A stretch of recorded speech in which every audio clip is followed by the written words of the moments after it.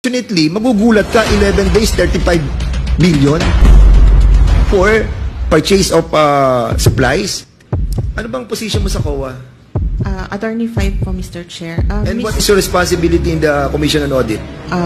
Review of the audit po. Review of the audit. 35 million na purchase ng goods for 11 days. Siyempre, nakita mo, 35 million, 11 days. Wow! Ang bigat nito, 35 million, 11 days.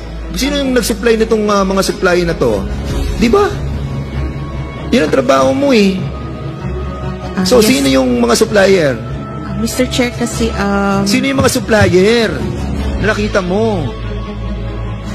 Sa merits na po kasi...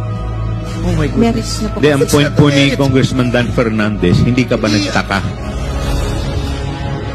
Yun po yung puntong gusto, yun po yung gusto niyang ipunto. Hindi po ba kayo nagtaka na nagkaroon ng purchase na worth 35 million in 11 days?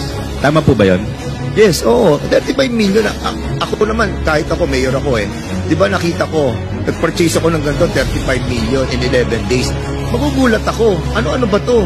So ikaw, bilang ikaw yung parang COA, nakikita mo yan, nakita mo 35 million in 11 days. Supplies. Sino supplier nito? Di ba?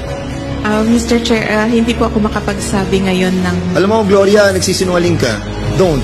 Please. Sabihin mo lang kung sino yung supplier.